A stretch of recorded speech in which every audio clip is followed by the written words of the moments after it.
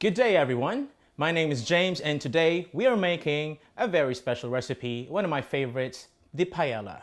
So make sure to go to fitv.co.fk for the full recipe.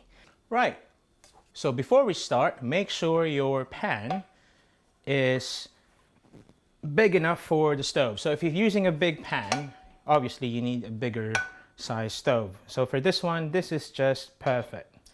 And now we're ready to saute our first few ingredients. Let's add a bit of oil. So this is your extra virgin olive oil. So when you brown your chicken, make sure you brown it first on the skin side. So there's your skin side, and off you go. Ooh, listen to that.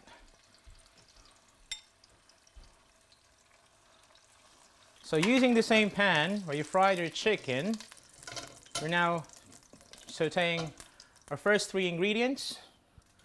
Your onions, your bell peppers,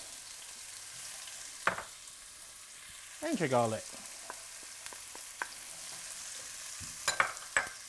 Let's add that. It's time for us to put the tomatoes.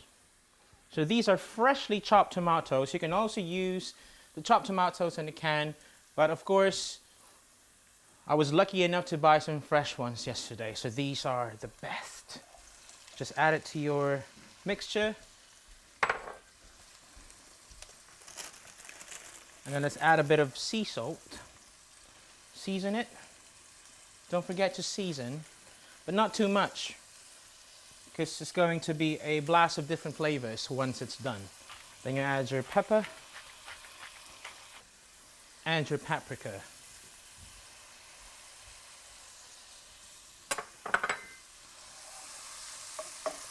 So these are thinly sliced chorizos. You can go heavy on them, I don't mind, but I prefer it with just the right amount because sometimes it's too overpowering. Okay, so all of the flavors in this pan combining with chorizo, it's going to be heavenly. So when your tomatoes are ready, wilted, together with your chorizo, you add your rice to your saute. I'm using jasmine rice.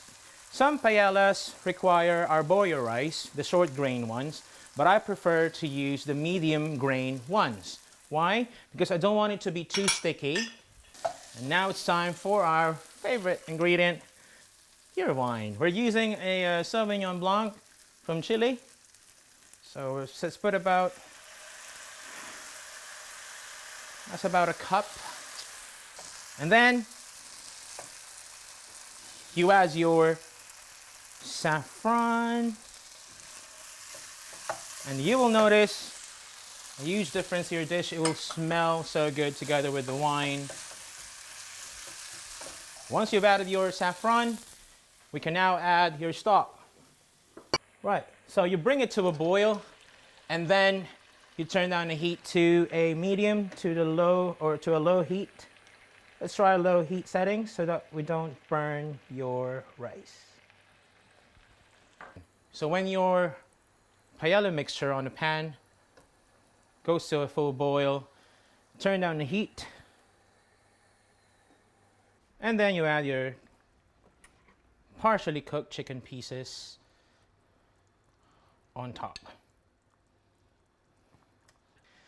So we'll cover the pot and make sure that steam doesn't go out of your pot, your pan, and then we'll make sure everything is cooked through. We'll give it a bit of a mix just to make sure your rice doesn't burn underneath. Right, so I think our rice is halfway there. So this is the right time to check your rice. So for this recipe, we're using shrimps whole with their heads on, just for a bit of presentation. And then we put back the cover and let it steam for about 5 minutes. So I think the rice is cooked. Let's have a look. That looks fine. There's a bit of liquid in there. Don't worry about it, because as soon as you open your pot, water's gonna evaporate straight away. And you can see our shrimp is now on a C shape, and that tells us that your shrimp is cooked and ready to eat. And the rice is just right. So when your rice is cooked, your shrimp is cooked, time for us to put our greens. So this will give us a bit of a color. So there you have it. We have our finished product right here. This is your paella. And now we can add our toppings. I would usually put some hard-boiled eggs in it.